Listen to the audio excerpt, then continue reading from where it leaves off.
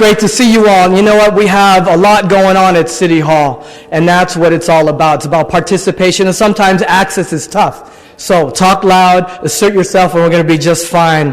Why are we here? We're here to celebrate Accessing LA, which is part of Mayor Eric Garcetti's B2B, Back to Basics agenda, where we nurture small businesses and we promote equity and economic mobility. And this has everything to do with our Board of Public Works Business Inclusion Program. We're co-chaired by Vice President Repenning and Commissioner Mike Davis. We have a mandate to create more events for you to meet and greet. So this is why we're here today. We're here to serve you so that you can grow your businesses, you can grow your families, you can grow your communities, and you can grow our collective city. Is that what you're here to do? Excellent. Beautiful, because when one succeeds, we all achieve. But like these events, they're so intensive to be able to do. We can't do it by ourselves. We have a partnership with a lot of supporters and people who gather. So I want to thank and give love to our contributors and our supporters. I'm going to list them, and we're going to give them one round of applause. We're going to thank Oceanwide Plaza, the Archeon Group, Jameson Properties, the Living Cities Grant, Plenary Group, CDM Smith, Geosyntech, Tetra Tech, Goldman Sachs, and our council members, Buscaino and Mike Bond, and give them a round of applause and thank them for helping us get here today. It indeed takes an entire city to serve small businesses, but it takes a dedicated and a fearless core team to be able to realize this dream and do all the work to create that trust, transparency, and results to bring everybody together. So I'm going to list these core team members. These have been our workforce, our engine. Hannah Choi from the Bureau of Contract Administration, Linda McGlinchey, Blair Bradley, Jessica Lopez, and Angela Tumbuko. And give them a round of applause. Team BCA. We also have a great collaboration because like a village, the city, we have a lot of collaboration. We have from our Chief Procurement Officer, inaugural, for the City of Los Angeles, Michael O., Max Reyes from the Mayor's Office of Economic Development, and Justin Wesson from Council District 10. Give it up for our collaborating core team members. And also, we couldn't do this without a planning secretariat that has provided great value to us. Trisha Murakawa of Murakawa Communications, and from Rambo House, Dion Rambo, Joshua Bazetta, Mika Palon, and Tiago Mello. Give it up for them. Excellent. So the metaphor of koi pond is that you keep hustling, you keep swimming, and you're going to do just fine. You'll get fed. And that's what we're going to do. We're going to feed you with information, with contacts, and opportunities to maybe get a contract. So just keep swimming. Keep that hustle going. We're here at the blessing and the patronage of our council president, and he's such a great champion of small business. Let's welcome our council president, Herb Wesson. Thank you very much. How's everybody doing this evening? You know, before, and I'm only going to speak for a few minutes, but I like to get close to you guys when I talk. I mean, just this Saturday, we had a Los Angeles-based young lady marry a possible future king of England. A sister. The royal family will never be the same. I think all of us should get on a plane, go there, and we can do the electric slide. Show them what it's like, and who knows, maybe one day our grandkids will say, you know, the King of England is really an American. So anyway, let's give her a round of applause and wish their family well. I want to welcome each and every one of you to your City Hall and give a shout out to our commissioners, Heather and Joel. Give them another round of applause.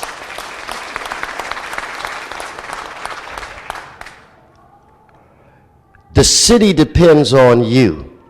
The city depends on your businesses succeeding. So anything that we can do to make you successful, will make us in the city of Los Angeles successful. It will provide us with more resources to provide the services that the people in this city want, need, and expect. And I think one of the best ways to do that is to dialogue with you, to work with you, so that you understand how the city works, so that we can do what we can to ensure that you have an opportunity to get contracts with the city.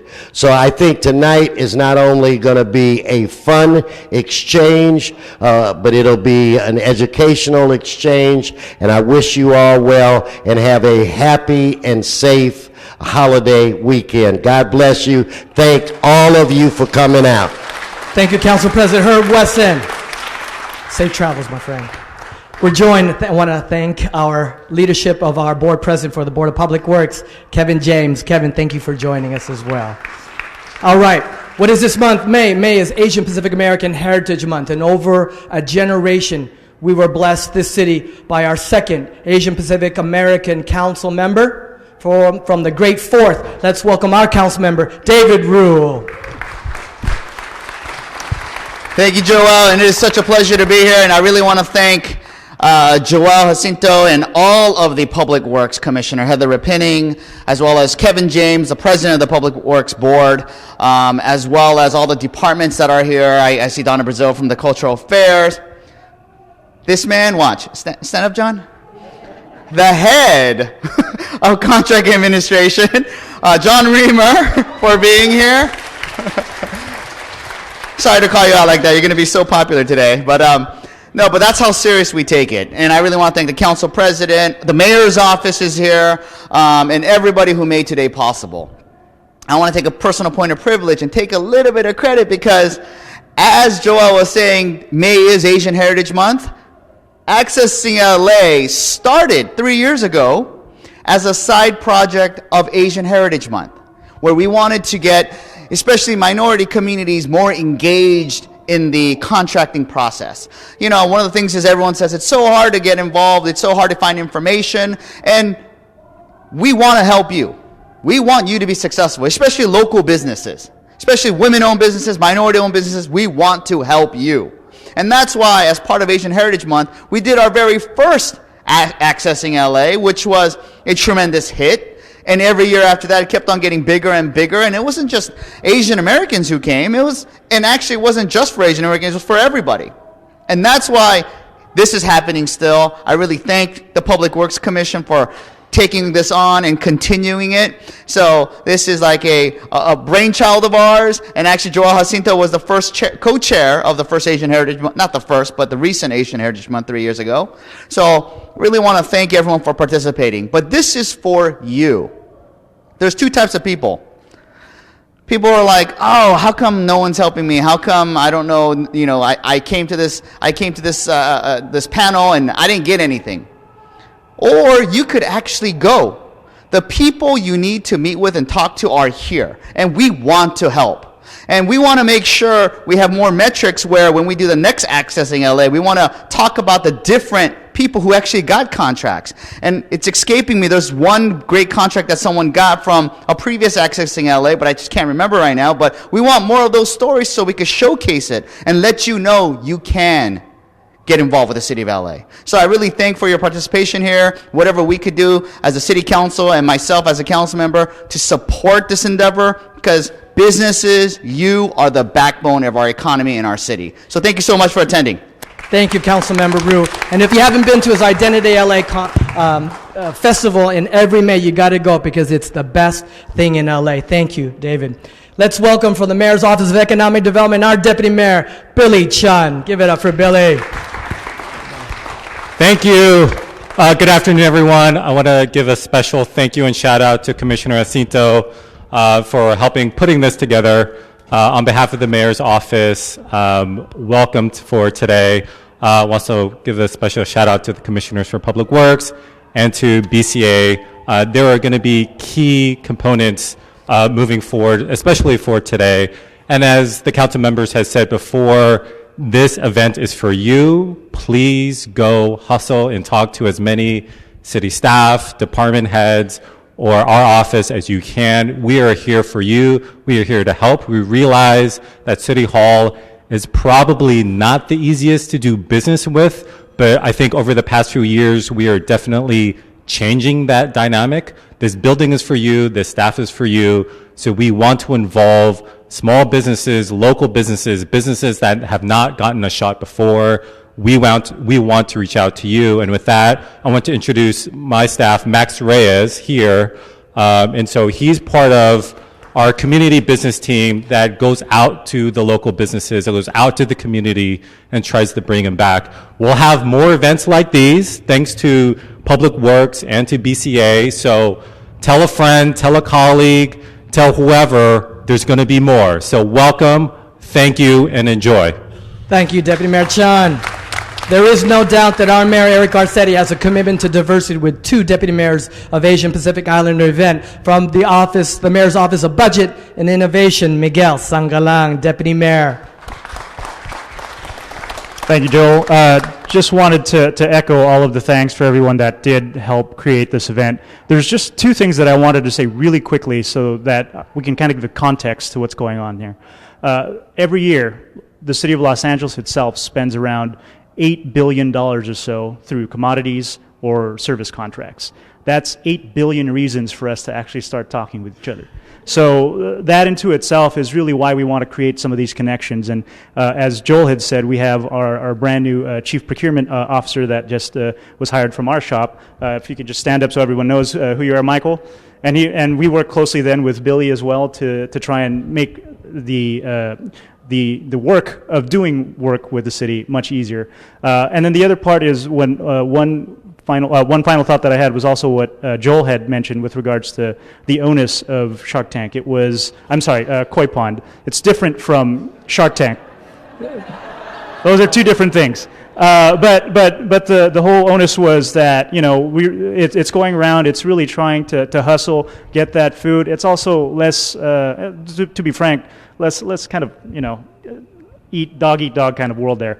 That's a real big thing, especially for Los Angeles, which is an international city. It's not each other we're competing with. It's not the people in this room. It's international that we're trying to make sure that we stay on the forefront for, and we need your help to be that bleeding edge for what the city can do. So thank you very much for doing it.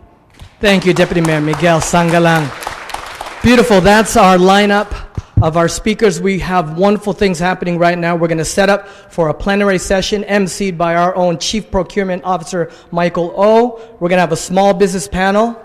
We're going to have food, right? There is no event, an API event without food. That's going to happen. There is a lot of stuff going outside. There's a fair. But the idea of this koi pond is the idea of being fed, of making sure that you're feeding yourselves with information and knowledge. We have a wonderful thumb drive. There's a tchotchke with a lot of the forms and information that you need to take care of your business, start your business, or move your business forward. So please use that. And later on, we're going to have Director John Reamer and I are going to kick off this koi pond 2nd edition, and you may earn a contract. So let's see about that. Ladies and gentlemen, we're going to break to set up our chairs. Thank you for coming to Accessing LA 2018.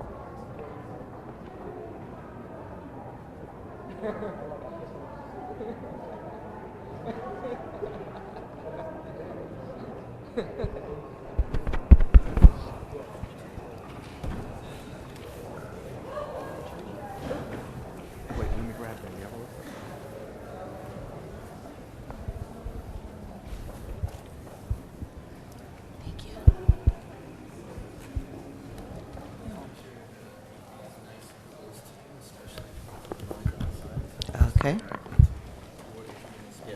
Okay.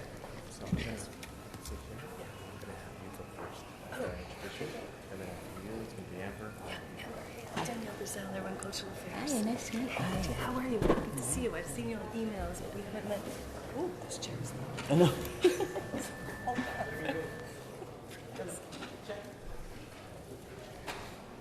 Check, check. Hello. Check. No, I'm tall, so I can't.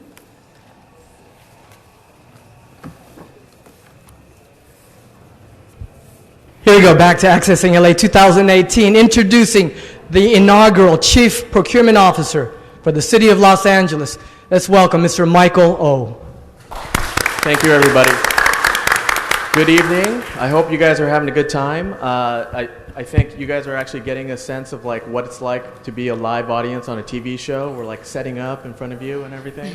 So I hope you're enjoying that. One of the questions that I get as a Chief Procurement Officer, and it was the same in New York City where I was the Chief Procurement Officer prior to arriving in Los Angeles, it's how do I actually access the decision makers? How do I talk to the department heads or the folks that are actually going to help me get the contract?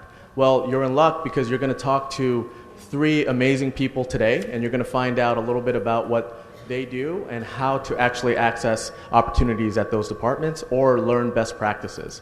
So first up, we have Danielle Brazel, who was appointed by Mayor Garcetti in 2014 as the General Manager for the Department of Cultural Affairs, where she oversees more than $40 million in arts and cultural funding. And actually, the most amazing thing about Danielle, I did a little reading, and actually, the coolest thing that I think I've read about a person was a reporter actually said, you know, Ms. Brazel, she listens. I felt heard when I met with her.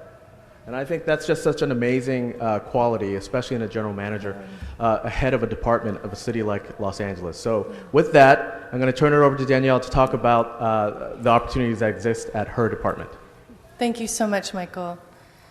Wow, that kind of took me a little bit by surprise that you did a little research. I appreciate that. I have the great opportunity and pleasure of leading the Department of Cultural Affairs on behalf of the people of our city. I'm an LA girl. I wasn't born here, but I learned to walk and talk here in the San Fernando Valley, so I'm an OG Valley girl. And one thing that I do whenever I talk is, and you guys are so far away, and I'd really like to be a little bit closer, but maybe the way to do that is for, the least. So I would really love for you to just take a look around the room, because this is an extraordinary group of people.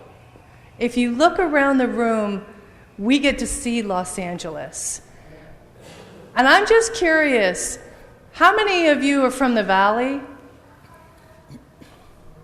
West Side? East Side? South? South Bay? I love that. Who am I forgetting? Downtown! Hollywood. How many from downtown? Okay. Part of this is that I want us to see each other and that we're one city. And what I get to do is I get to create opportunities for creative and cultural expression that reflect you. So again, take a look around the room.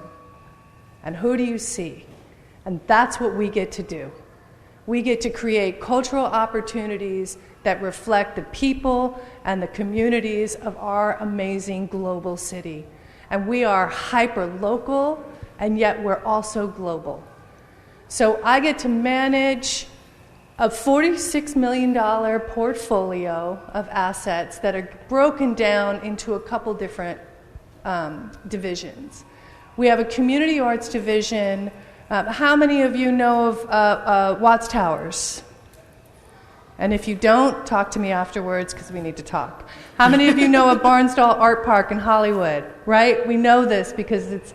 So we provide arts and cultural services directly to the community through services where we teach young people creative skills so that they can actually get a job in the creative economy. Do you know that 1 in 6 jobs is directly related to the creative industries in Los Angeles?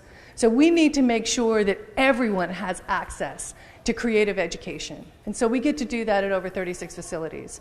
But we also provide direct funding for nonprofit arts and cultural organizations from the small volunteer neighborhood base up to the major institutions. So we make sure that creativity and creative offerings are happening throughout. How many of you are affiliated with a nonprofit arts and cultural organization as a volunteer, as a board member, as a donor? Well, the rest of you, I want to encourage you to sign up and be a member of the cultural and creative community, because the department issues about 300 contracts with nonprofit arts and cultural organizations, and we provide one-to-one funding match opportunities that then get leveraged all the way up with additional money. So on average, every grant dollar we award, an additional $6 to $8 is leveraged. That money goes back into the community, that money goes right back into jobs, that money goes into creating incredible, greater opportunities for neighborhoods and communities to connect, to see each other, to hear each other's stories. And that, to me, is really at the heart of what we do. Another division is our public art division. When was the last time you were at LAX? Raise your hand. Okay, so we got some travelers. So every time you go through LAX, you may see local artists featured in our terminals. We get to administer that program, and that means that those are jobs directly for those artists. Those are contracts awarded directly to creative entrepreneurs that are interested in having their work showcased at our international port. And we also commission all of the public art for the city. So every time there's a major construction, how many people are in construction? No, my time's up. I'm almost done. Okay, so we have construction people here, and I'll finish up here. Every time we do a contract with outside construction, there's a 1% on the total cost of the construction for public art. And that is all about enlivening and creating vibrancy with our communities through artwork. So we have deadlines coming up that you should know about. All of our grant programs are fair and competitive. We have a table outside. Please come by and see us. And if you know an artist or an arts organization, please encourage them to apply, because we spread creativity throughout Los Angeles.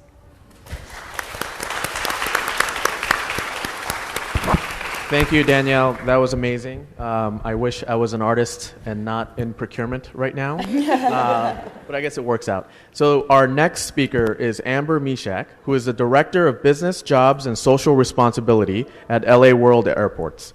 She leads strategies for local, small, and disadvantaged enterprise, inclusion, local hire, and workforce development and job opportunities at LAX and Van Nuys airports. And also, she's one of my favorite people because she started at the same time I did in February.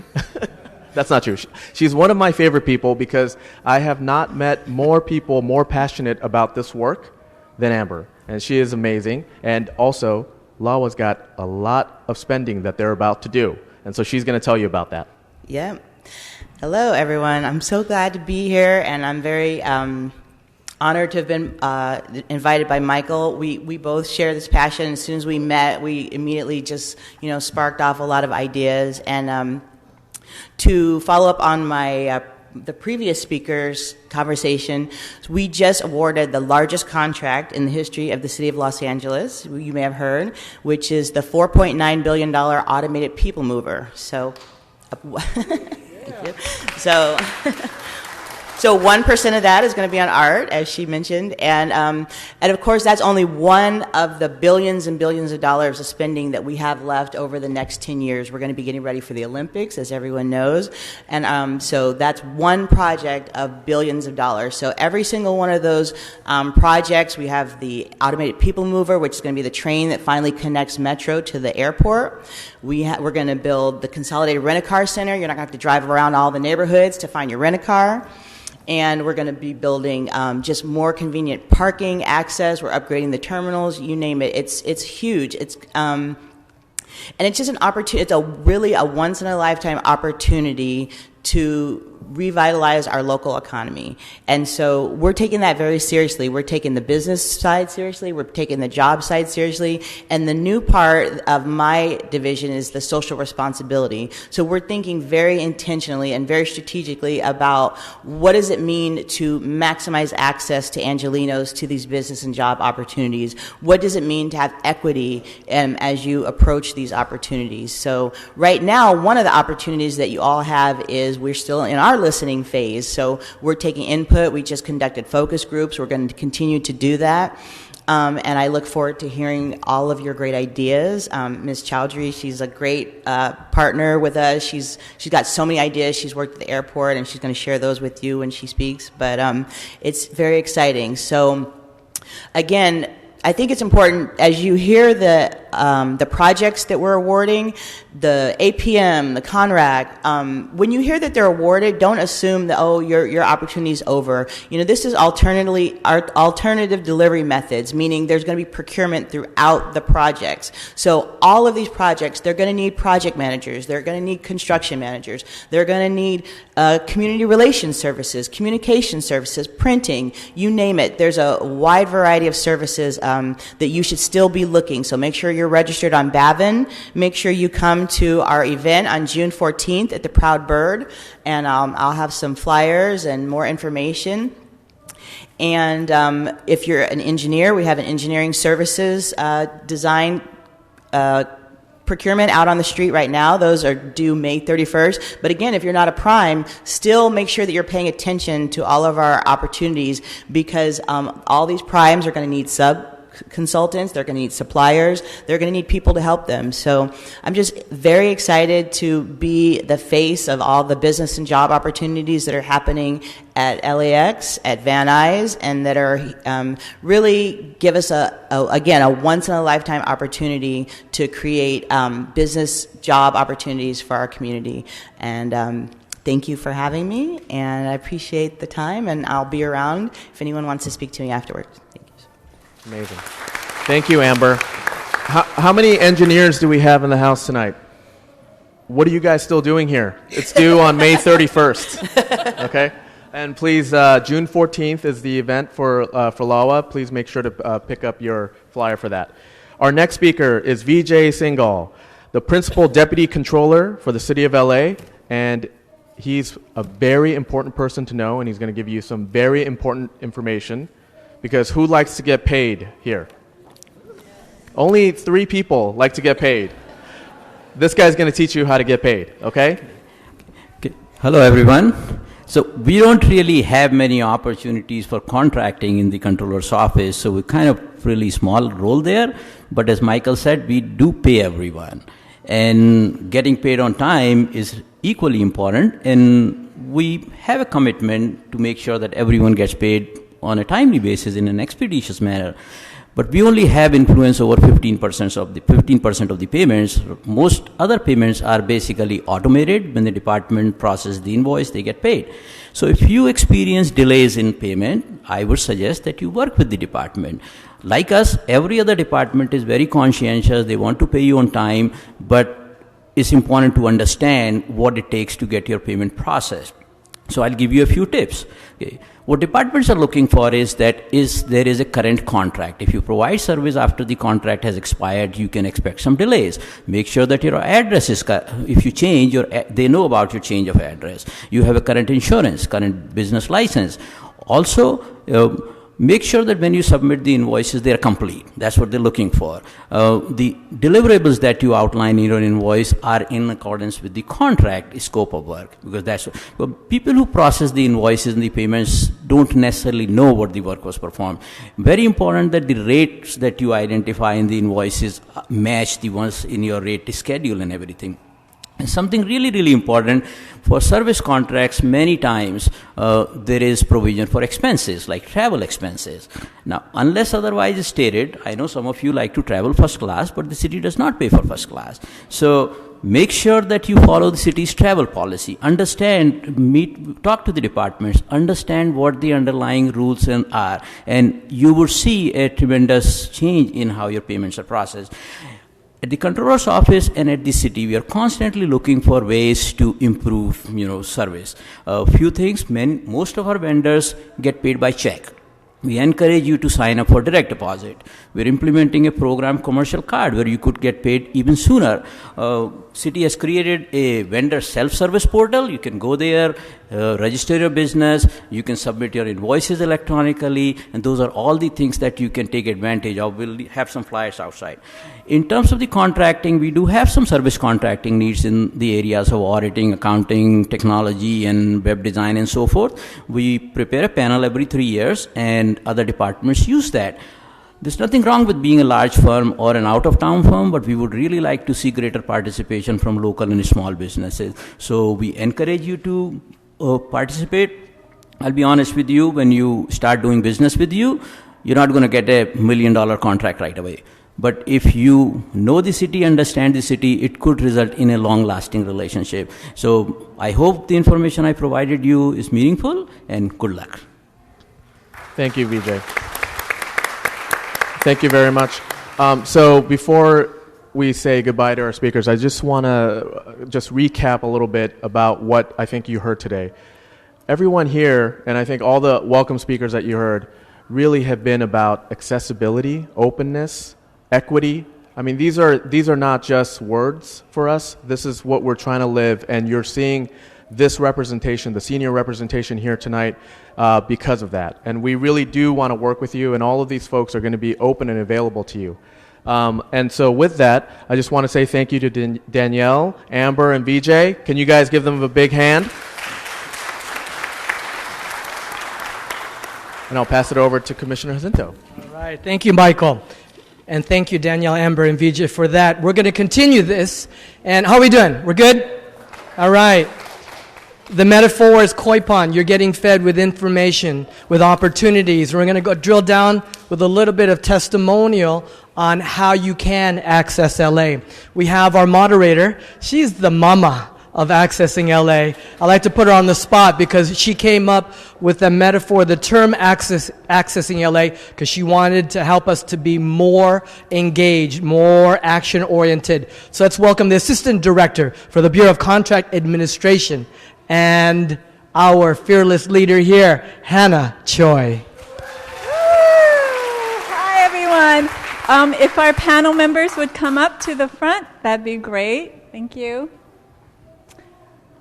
So, again, I'm Hannah Choi with the Bureau of Contract Administration, and we did a little check to see who you were all about. So, when I mention your category, I want you to stand, and I want everybody to applaud them because they are amazing. So over 30% of you are in marketing, video production, graphic design, and public relations. If you're in this department, stand up.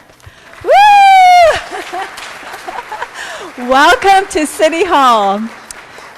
And then over 12% of you are engineering, construction management, that type of project. So stand up if you're in engineering. Yay! And then about 10% of you are in IT or software services. So stand up. All right. Very good. Very good. Thank you. Thank you for being with us.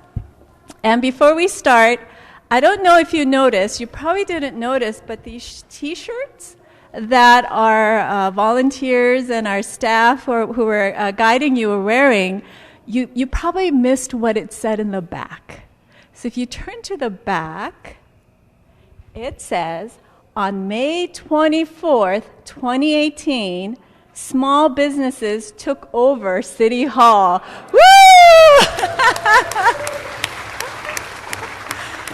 And that's what this event was all about, because, you know, it's not easy putting an event together at City Hall because of all the security and so many details.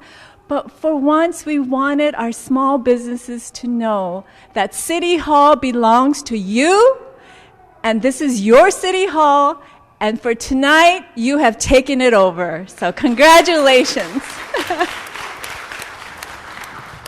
All right. I think I'm going to go with this. Okay. Is it working? Can you hear me? Okay. Oh, okay. You know what? I'm just going to stick with this. It's on now? Can you hear me? Okay, great. Okay, so I have invited 4 wonderful businesses who've been doing public contracts for some time now. And so starting with Virgil. Virgil Awanan he's the president of VCA Engineering, and he has had over 38 years of hands-on experience doing civil and structural engineering. And what's amazing about him when I met him was that, he's been around for many years, and he is so personable for being an engineer. So I'm sure he has that balance of technical expertise and the great personality, and that's what makes him successful. Then we have Raveena Chaudhary with Mars Corp. She's been around a long, long time with especially on city contracts, and you heard she's on LAWA contracts. You definitely want to meet with her. She has a exhibit table. So it says Raveena started Mars as management consulting firm in 1989, part-time while her 3 children were at school. Then on a client dare, she changed focus to provide engineering services versus training engineers. So we're going to hear a little bit more about that story. Then we have Ella Daya. I love Ella. She's with the G Crew. And I got to know the company about 25 years ago when I was just starting as a certification analyst. And they asked a zillion questions to find out how to do contracts with the city. She's a firm believer that small businesses can thrive in contracting because at this time, 98% of her business is with public entities. Then finally, we have Trisha Murakawa. Trisha wasn't originally on the panel, but when I found out over 30% of you are in marketing and public relations, I had to call her yesterday. I said, Trisha, you need to join this panel because they need to hear from you. And she just very willingly agreed at the last minute to join us. So here we have it. I made some friends, and one is Renan Sevilla with Operations Manager of BioCleaners. And then Eric Allen, CEO of Steel Exchange Inc. So I asked them, what do you want to, what questions do you have of our small business panel? And their question was, how'd you get into contracting? How did you get your first contract? So I'm just going to throw it out there to our panel, and I'm sure you all have different stories. We have very little time, but I think they're really hungry to hear how you got your foot in the door. So anyone can start. Raveena? Yeah? Okay. Well, thank you very much. I love the title of the event, Accessing LA, and I will change my thoughts a little bit more and share my very first experience in accessing City of LA Public Works Board. As you said, I started as a management consultant, and I got a dare from an engineering firm, and the dare went something like this: you should have your own engineering company. I said, well, I can't because I'm not an engineer. He said, well, we don't need to make the long story short, the dare was there, and in that meeting with him, we drew up an outline. A few weeks later, I happened to be talking with another person who had on his wall an award, Small Business Person of the Year. And I said, Jay Kim, some of you may remember, how do you get more information on that? He gave me the name of Will Marshall, who was for many years in charge of Mayor's Office of Small Business. He, in turn, introduced me to the president of the Board of Public Works at that time. I met with the president, he was very open, and he then helped me to get into the departments where I needed to be. So the lesson learned there is twofold. One is remain open, look at every opportunity, every turn with an open eye, but in an organization where you want to work, start as high as possible that you can start. And what I'm seeing here is the leadership of the city. Talk to them, and then they will help you to go to the person that you really need to be talking to, the project manager. So that was how I got into being a small business, women-owned business. I had come from Canada, knew nothing about these wonderful opportunities.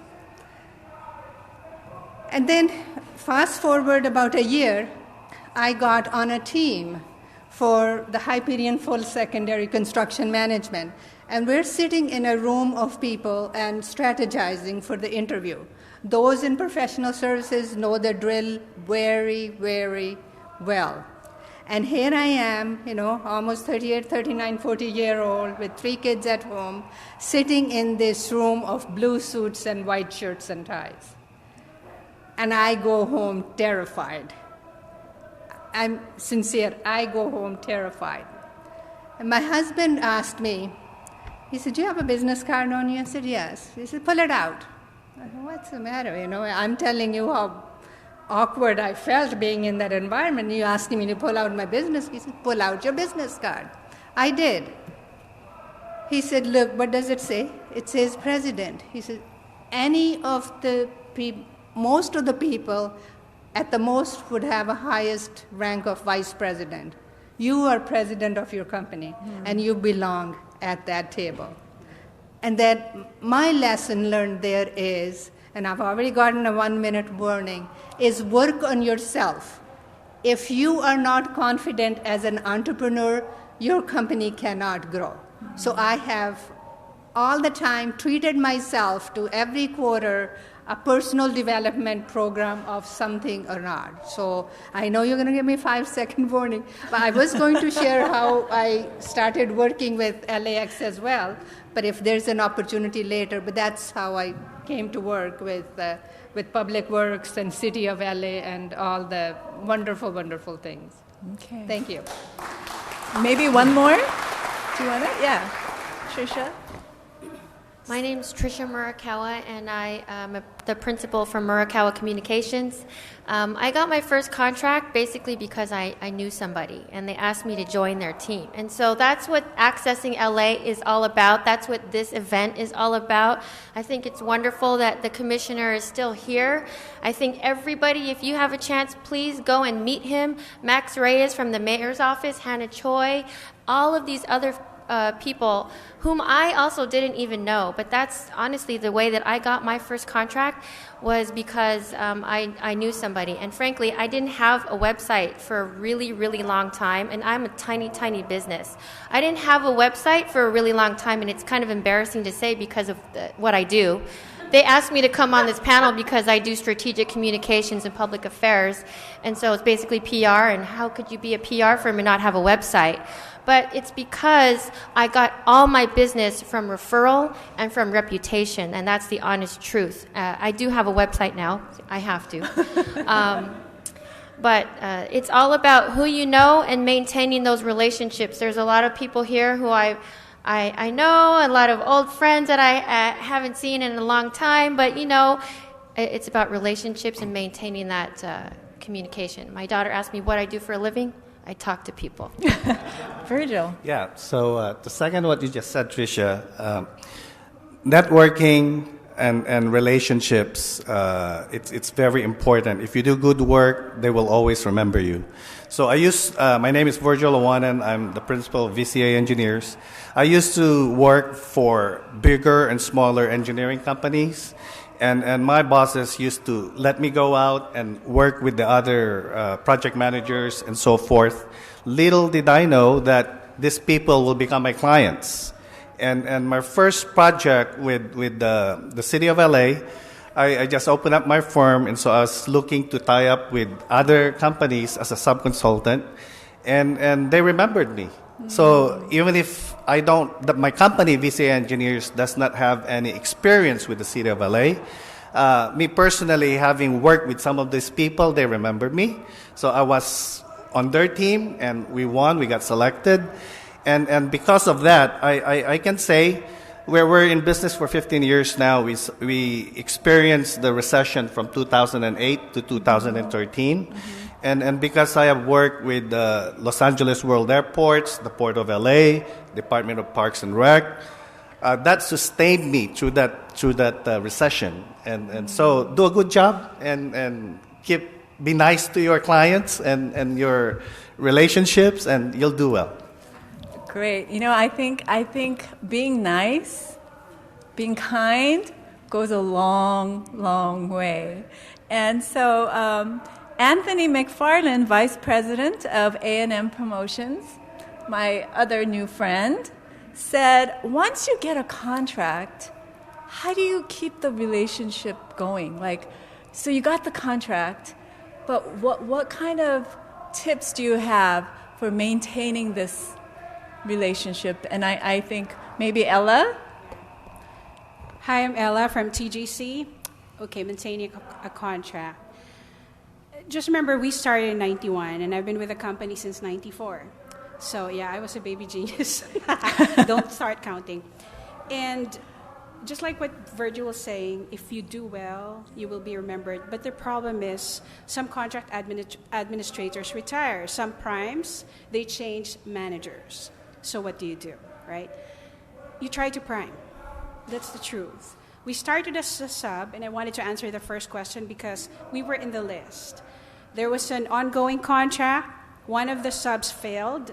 They needed another sub to take the contract. We were in the list. They called us. We did well with one tiny position.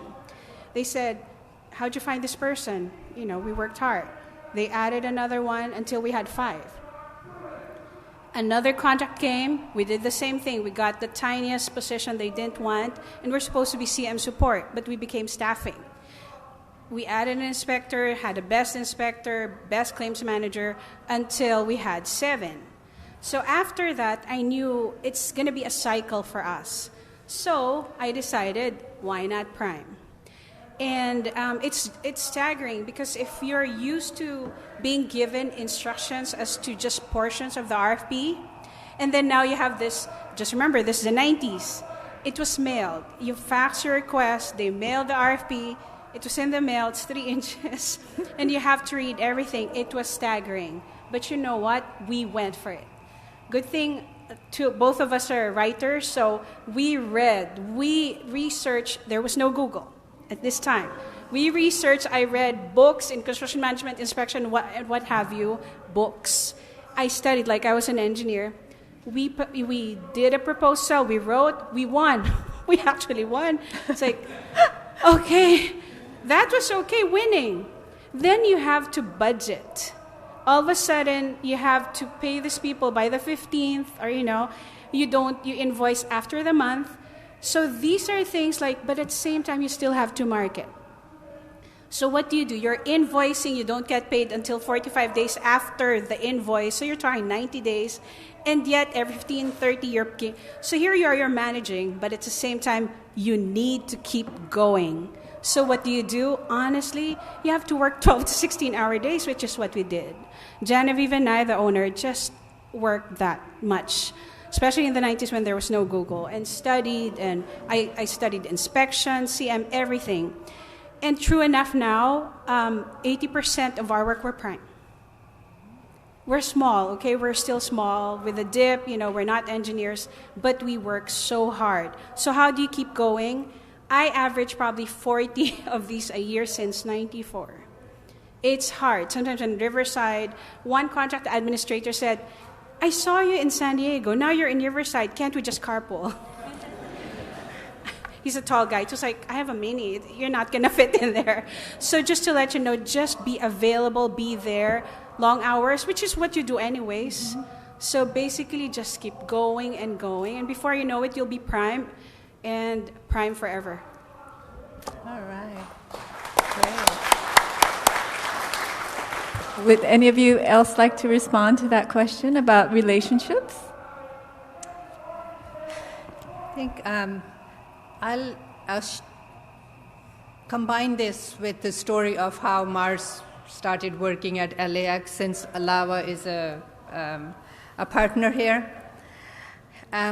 Mars was a sub on a construction management proposal for Caltrans, and I was with this large firm in Sacramento for an interview, and I heard this buzz conversation among the large firm managers, and they had a need for construction impacts analysis on the LAX master plan, and they were scurrying to see how to do it.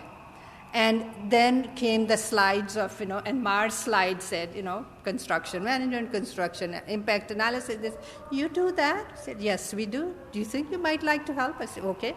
So long story short, I was able to put the managers there in touch with my managers back here in LA.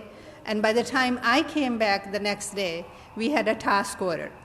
This was December holidays, very fast turnaround, and this is very critical.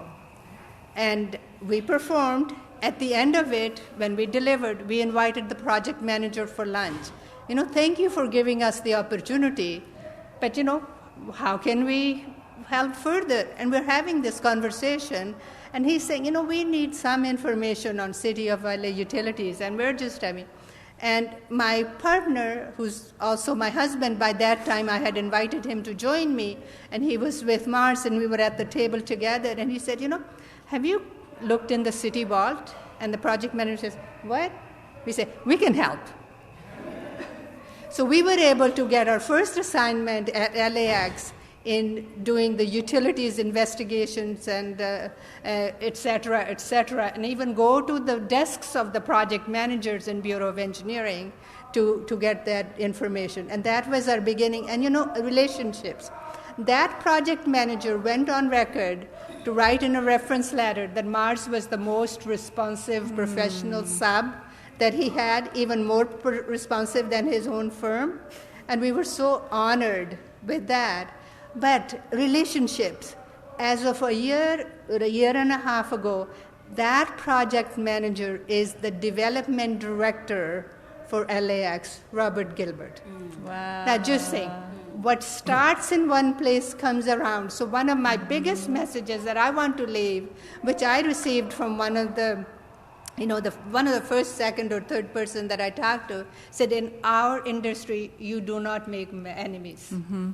You don't know when you're going to meet that person, and they'll be sitting across from you as your client. Mm-hmm. So I think they just slow and steady. And another thing, when it's so true, the number of hours that are needed. And if I can share one nugget there, that would be, look at your team with complementary skills. Mm-hmm. I was really blessed in that I was dared to build an engineering practice, and about 5 years later, I was able to invite my husband to join me. So I could do the outside work, and he could do the delivery of the work. And I think one of the things that entrepreneurs find, they're doing marketing, they're doing project delivery, they're doing invoicing, they're doing everything else. So there I was blessed. And I think being in this chamber and on this third floor, I don't want to leave without saying thank you to City of Los Angeles on behalf of the whole Chaudhary family, because we migrated here from Canada for my husband to work on the City of LA wastewater treatment plant so many years ago. So this is where the beginnings were. We came on a 1-year visa, and here we are. So thank you, City of Los Angeles. Virgil, did you want to chime in? I have one more thing to share. Relationships is very hard to pass on to other people. Even your kids, my kids may be in engineering, but it's really very difficult to pass relationships. So what I do is I encourage my staff, both my middle managers and young engineers, young staff, to network with their level with the other organizations. That way, like for myself, I started as a young engineer working at LAX.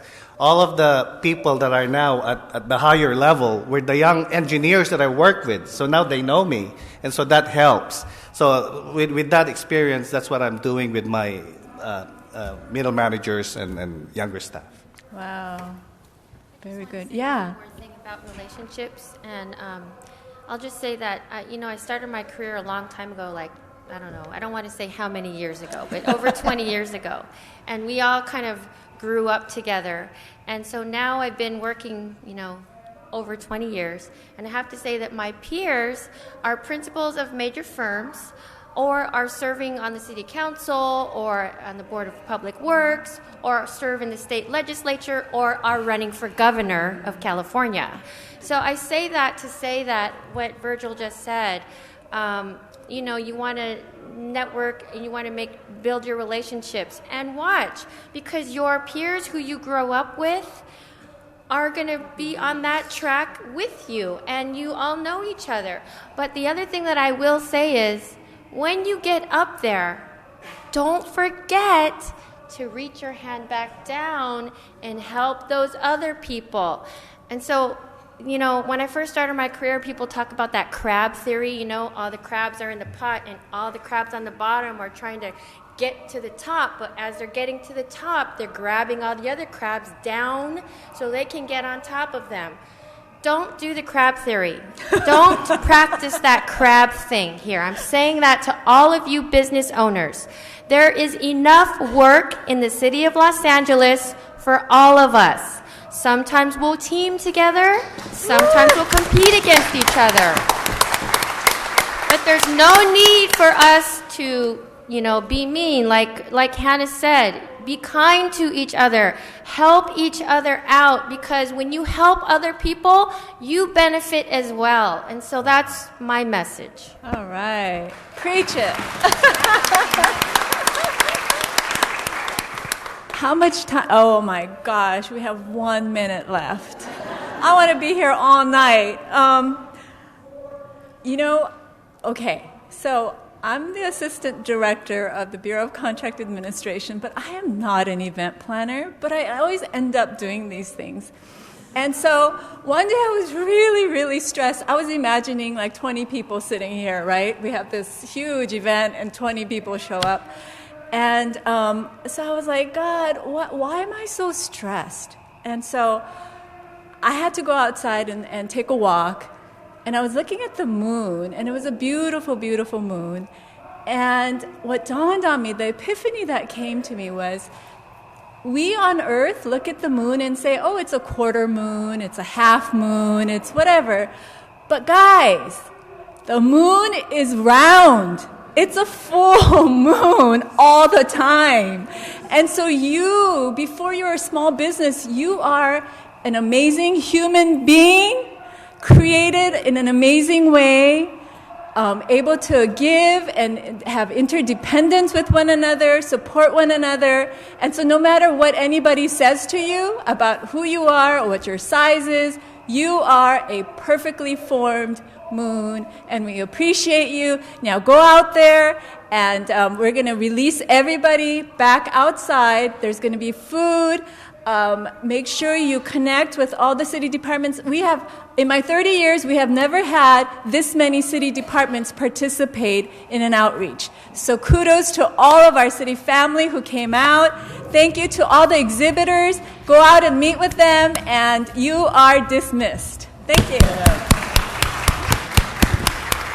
Thank you, Hannah, Virgil, Raveena, Ella, and Trisha. Ladies and gentlemen, you're going to go back. You can go out there. You're going to come back for Koi Pond, accessing LA's Koi Pond in about 15 minutes. One more thing, I'm sorry. This is an amazing flash drive. It has upcoming personal services contracts from all the departments. It has a handbook on how to do business with the city. It has contact information to our EWDD's small business liaison, ombudsperson. So please take a look at it. And it's got a beautiful city seal on it. Thank you. All right, thank you, Hannah. Maybe we should get a picture.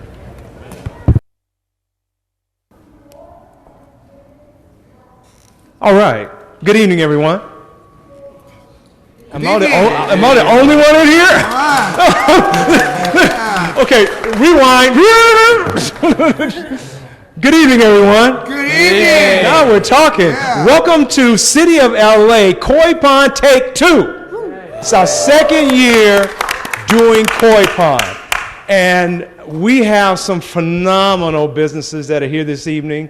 I want you to relax and be you, because the Koi Pond is all about an environment where you feed and you grow and you mature to that place where we're going to take you from the pond into the ocean.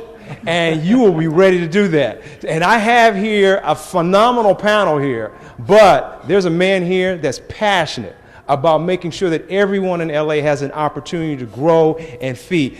Host Joe Jacinto, my brother. Thank you, John Reamer, Director of our Bureau of Contract Administration,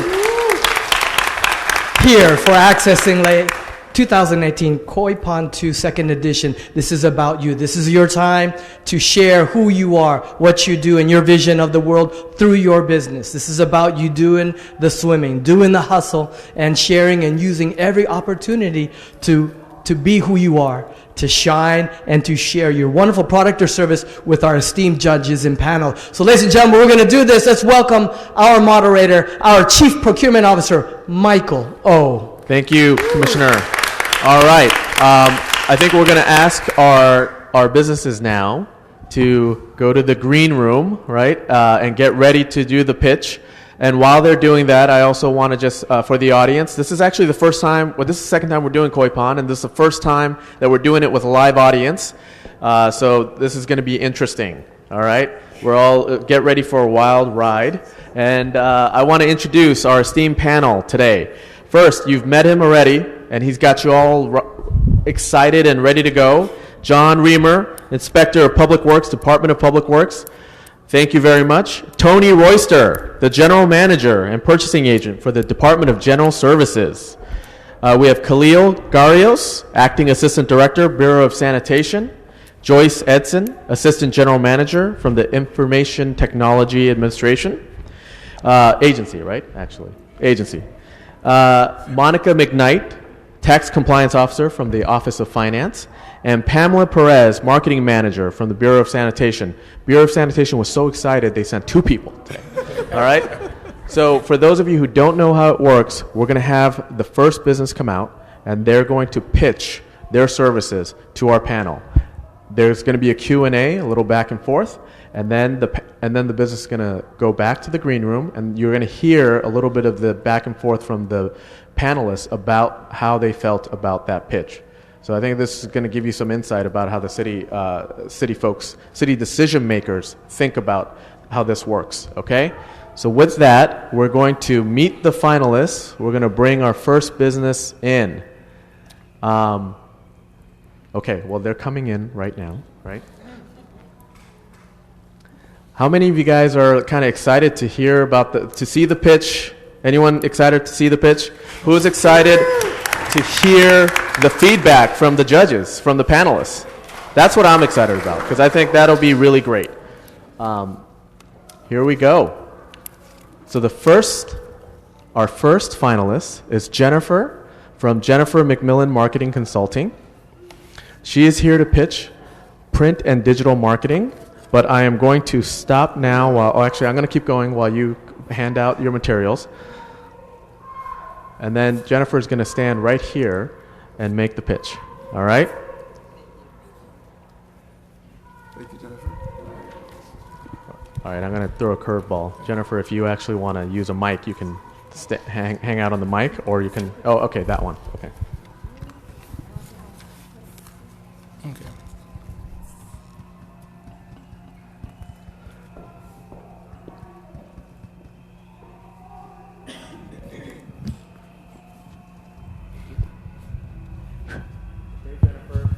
is yours.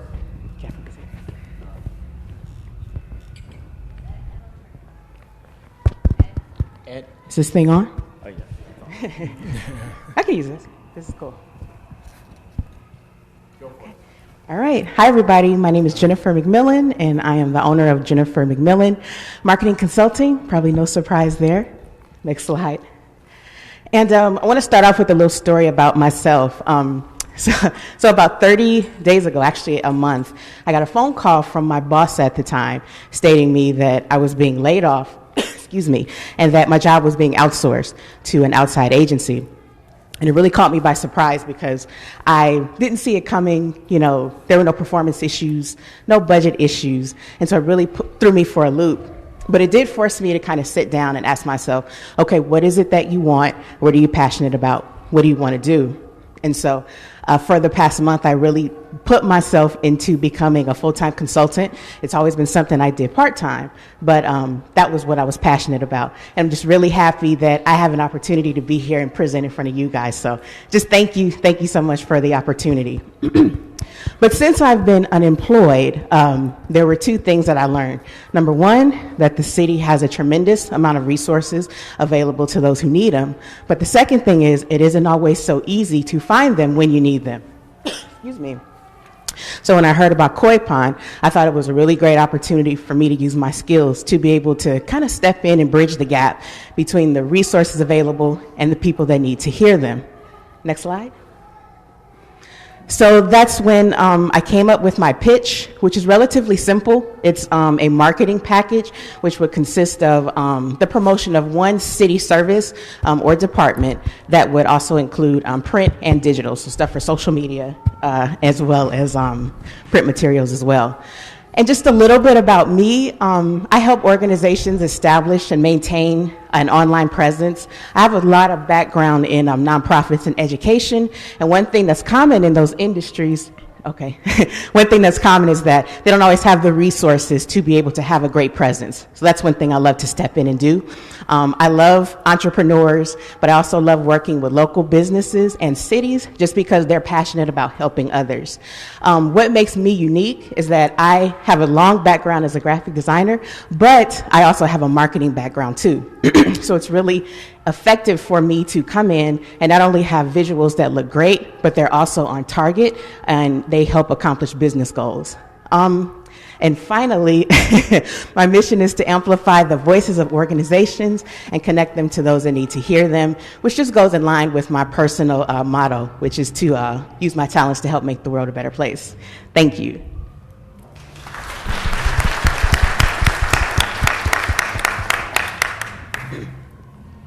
Okay, I have a question. Yes. Could you specifically tell us exactly what's in it for the City of Los Angeles?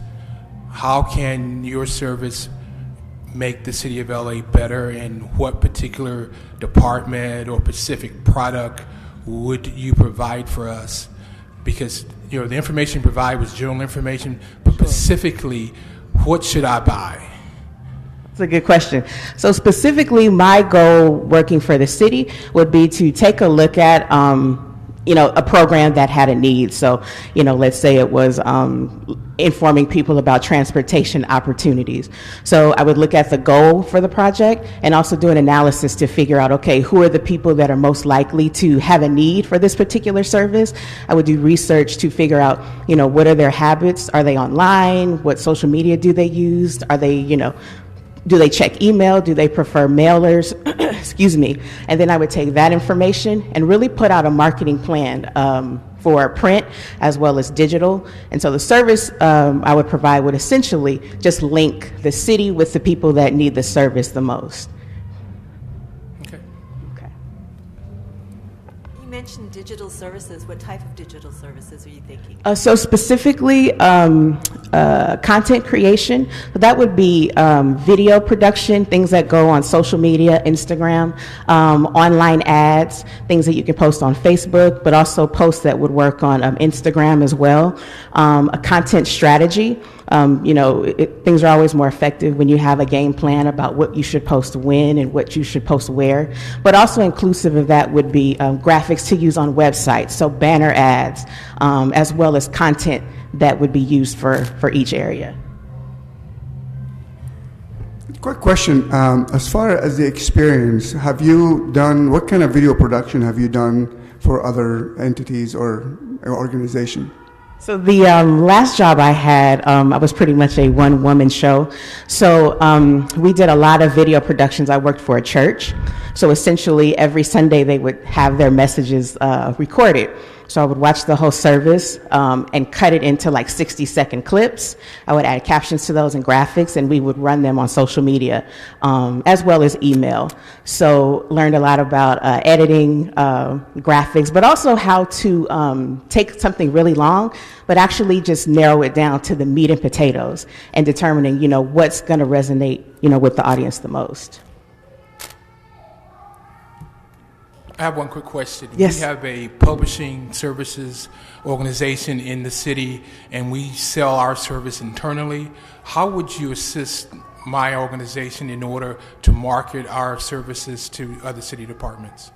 So you guys are an internal agency that service other departments? Yes. I think it would just be based on the needs that are there. I think it's important to figure out what the needs in the other departments are. And I think once we have that narrowed down, I can see myself coming on as someone who could assist with coming up with some of the marketing materials, and just being the person to either help produce them or a person who could consult your department to let you know, okay, well, these are some of the things that you should showcase. Maybe there's a fair that you can have to, attract some of the departments to come see you guys or whatever. But, for me, it always starts with talking and figuring out, what is the end goal and what are the needs. Great. Thank you very much.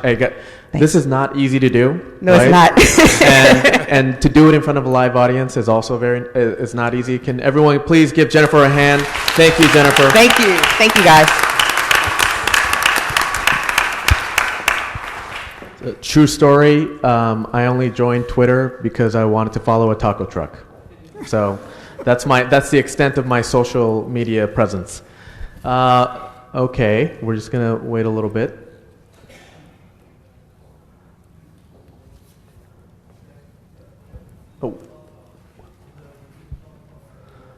Oh, I'm sorry. Can you guys wait a little bit? We're going to have the panel just do a quick discussion about what they heard from the first finalists. Any comments that you guys, any thoughts? You guys had some really great questions. Tony? Well, my take from it is just to see exactly if someone really looked at the city before coming here and see exactly what some of our needs are and specifically come back with some type of presentation for either a certain product or certain department. Because the most important thing is knowing your customer and what they want. You can have general ideas, but you're trying to sell me something, and you need to know what I need and what I want. And that's what I think she needs to develop in that area. That's great. Pam, did you have any thoughts? For me, I think I would want to see the presentation just a little bit more structured, to kind of go through a couple of bullet points. I was really looking for some success stories of things that she's done in the past that have worked really well. She didn't necessarily need to disclose the client names, but to tell us, I did this campaign and this just went extraordinarily well for me because of this. And maybe with the portfolio that she showed us, which is lovely, a little bit more variety in there because it's all the same client that's in that portfolio. Great. Monica, do you have any thoughts about? No, I agree with what they're saying, that it need to be a little bit more specific so that she can say what she would offer, each of us, or how I can use her in my department. As he said, a lot of times we kind of have our own internal that kind of does this, so I need something that's unique, that's going to stand out and be different than what I already have. Great. Thank you. Any other thoughts from the panel? Yeah, well, one thing that I just recognize from hearing her, she has a lot of passion. I mean, her personality, she's ready to just do the job. Although sometimes you don't have the experience and you don't have the background and all that. I know about knowing what, with the city and knowing your client, but this is only one little portion of the importance of what you can offer. Passion is very important. I saw that from Jennifer. That's great. Okay, we're going to ask the next finalist to walk down. And while they're doing that, I guess I could crack a few more jokes. But I think I ran out of material. No, so here we go. So we are going to be hearing a pitch from Attain Design and Marketing Communications.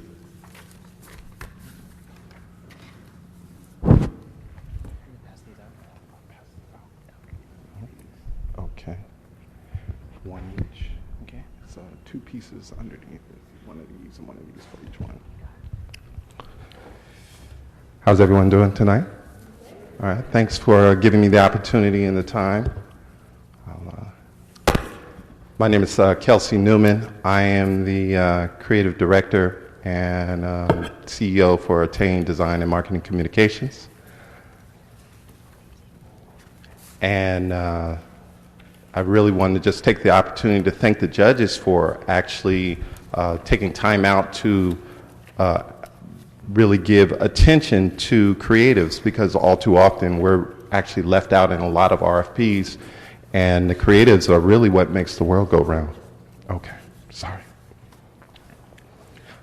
Okay, so real quickly, again, my name is Kelsey Newman. I am the creative director for Attain. And what I wanted to do is mainly focus around who I am as a creative hero. And that's what my brand is. And I'm in the business of saving brands and saving people. And I take what's otherwise ordinary and I make it extraordinary. And so I took the time to just create this piece here, which is just kind of like a quick show and tell piece about creative hero and what it takes to be a creative hero. And I'm just going to walk you guys through this because I thought, again, I think it's important to educate people in terms of the creative process, because a lot of times I work with a lot of people who are decision makers who have no idea what we go through as creatives. And as a creative hero, I just wanted to give you guys some steps of what it takes and what differentiates myself and my service, my company, from a lot of other creatives. First, sharp ears. We listen. You know, I take time to listen to my clients and understand, and most of the time I have supersonic listening, and I'm kind of being in the spirit of all the shows going on right now. But the power to hear what the client is saying, telescopic vision, the power to see, beyond the project and see the opportunities that may exist in terms of cross-promotional and partnering.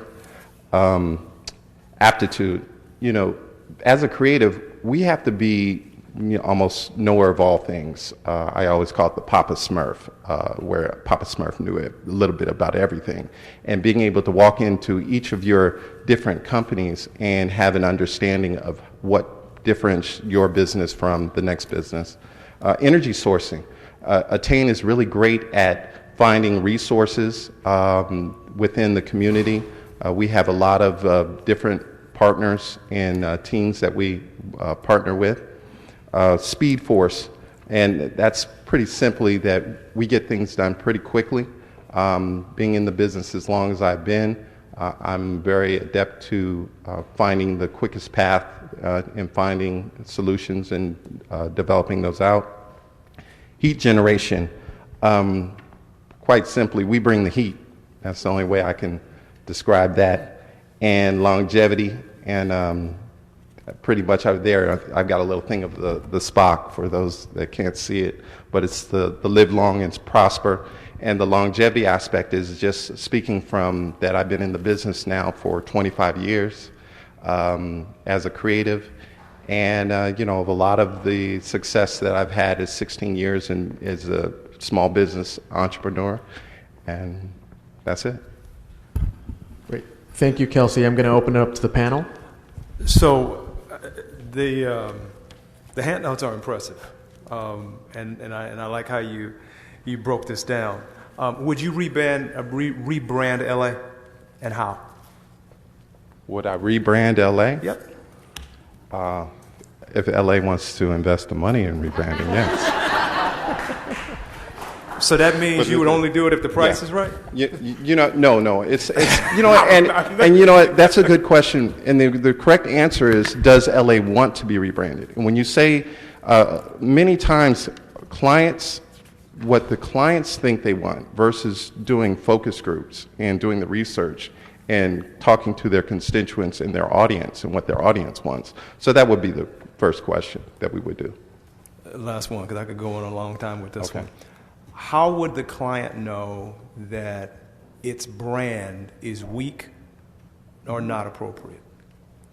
How could you help the client know that their brand was weak or not appropriate?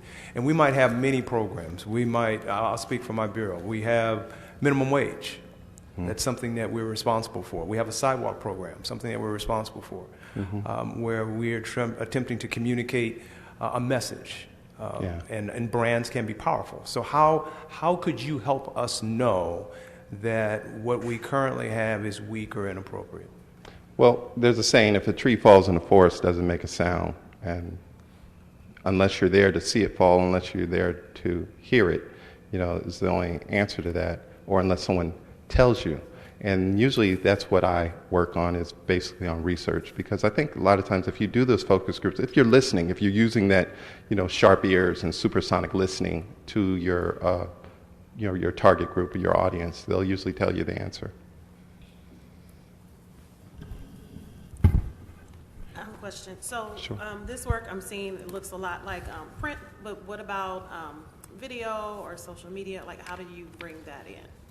Yeah, and so print and social media, well, of course, this is all print.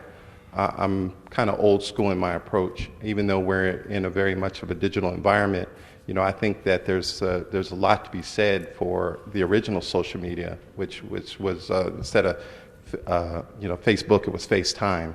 So I'm very hands-on in my approach in doing print, because it feels good. You can put it in your hands versus something that's digital that you got to put in your pocket and then take it home and look it on a computer, if you do that, or unless you may lose it along the way. But to answer your question, I work a lot within the digital marketing space. I have a lot of different examples within digital marketing space, work with the different entertainment groups. A part of what makes Attain great is the diversity of our clientele. I work with everything from small business, mom and pop shops, nonprofits, to large corporate Fortune 500 companies, Nike, entertainment studios, governmental agencies. Some of my work that I'm very proud of is working with different, on the government side, U.S. Navy SEALs as a part of their recruitment campaign to get more African Americans part of the U.S. Navy SEALs. And I can pretty much go on and on and on in terms of my accolades. Okay, I think time's up, but I'll have Pam do the last question. Okay. Thank you, Michael. I'm curious how you get to know your clients and their needs. I get to know my clients. I'm very organic in a space that a lot of times we become our clients. It sounds a little weird, but my clients are very comfortable with us to a point where many times I may represent my clients. There's been many cases where I've actually traveled on different business agendas for my clients. And that's a part of that aptitude about understanding your clients. Great. Kelsey, thank you very much. Thank you. Everyone give Kelsey a big round of applause. So I'm not on the panel, but you get extra points for mentioning Papa Smurf, okay? And while we wait for Kelsey to leave the room, is everyone finding this as interesting and fascinating as I am? Like, you guys, let's stop and give the panelists some applause, because I think the questions that we're getting, the insight that we're getting, this is for you guys. This is really for you, and we're going to put this on a video, so I think it's for any of the businesses that want to do work with the city. Okay, panelists. What do you guys think? The good thing about his presentation, he was able to provide specifics about particular nonprofits or private organizations, giving us information that he has the ability and experience to assist us. As I said, I think that this was a very creative Sorry. I think that this was a very, very creative way of presenting who he was. So even if I didn't have an idea that I might have been looking for this, it makes me want to look and see how I can fit it in. So I just like the fact that he brought something that we could see along with what he was talking about to make us see how maybe this is something I could use. Going back to the question that I asked him, I was trying to understand how he gets to know his clients. And my reasoning behind that was that I wanted to understand, does he go and do the research about his clients in advance? Is he going and checking the website and talking to people and looking to see what they've done in the past? Is he looking at their social media? So that when he walks in the door to meet me, he could say, you know what, Pam, I've already assessed everything that you're doing, and here's some things that I think you're doing really well, and here's some things that I think I can help you on because this is where I really see the need for your services. But I got to say, I'm really impressed with his creativity, and I wish you guys could see this business card because this is the best business card I've ever seen. He really stands out. Yeah, well, one more thing. What really impressed me is the partial list of clients that he has. It's just like, it blows my mind. Nike, LeBron James, Kobe Bryant. I mean, if we're going to look after these clients, I think we're going to be really in good place if we have a business with this gentleman. So I think my only concern is, being the IT gearhead that I am, that he really didn't showcase any digital. And being a digital world, I would want to really see some of what he's been doing in that area. That's a really good point. John, I just wanted to ask, you asked the first question and a couple of questions very incisively. What was your reasoning behind those questions? I wanted to see how passionate he was behind his product. And I didn't mean to put him on the spot, but I'm glad I did because he responded the way I would want him to. He showed confidence. And for all of you here, it's important to do that. You may have a product that we can't use now, and you should not feel the need to try to make it a chameleon and mold it. He gave us who he is and why he is.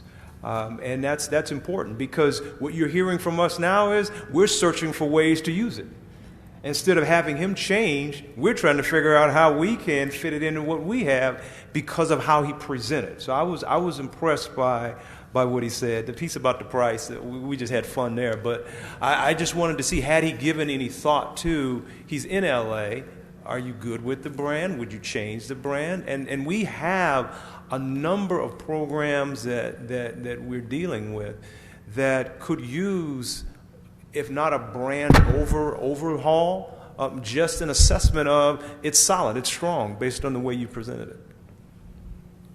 That's great. And I think like being in LA, which is the creative center, I think, of the country, seeing a lot of these, like a person like Kelsey who can do this work and do it for the city, I think that's great. And I love the point that John just made, which is the panelists are actually searching for ways to do business or thinking of ways to do work with Kelsey. I think that's an interesting sort of twist as well. Any other thoughts from the panel before we move on to the next finalist?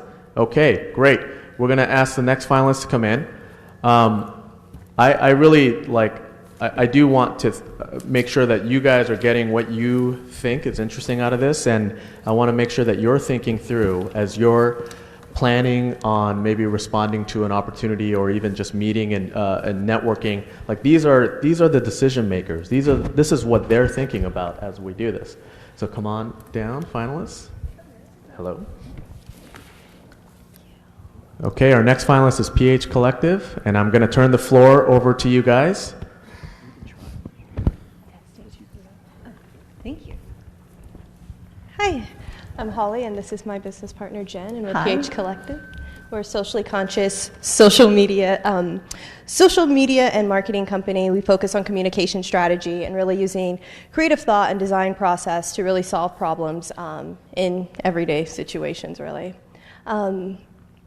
We really wanted to talk today about an example project that we put together for the city of Los Angeles, which really would explain to you guys, what we do as a whole when it comes to the research, to the design, to the really creating a whole process, and what can a social media campaign do for the city. So we decided to come up with an idea for a storytelling experiment called Celebrate LA.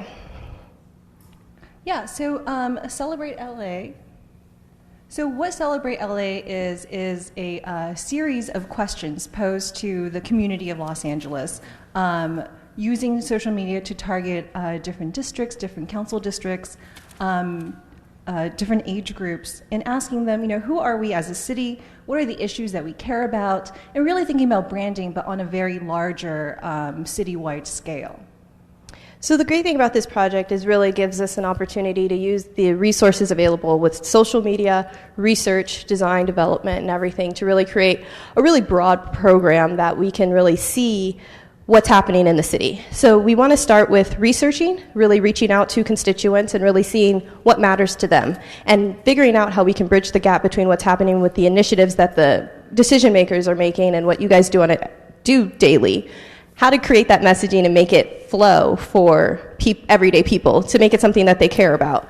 In the current climate that we all have, people are always asking, what can we do? How do we see the change and how do we be a part of it?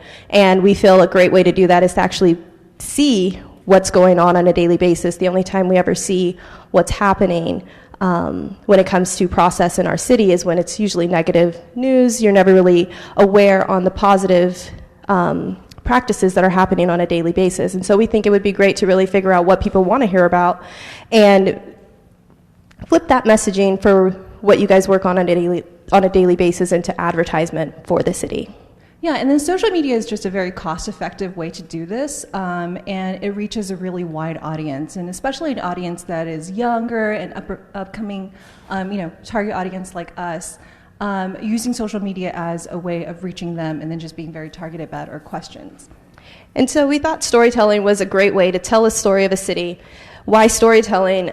It's important because you get to see people's problems through different perspectives, and you get to really understand what's happening around you. Instead of gives you an opportunity to really, in an innovative way, get out of your bubble and get involved in your community and get people excited and civically engaged in different ways.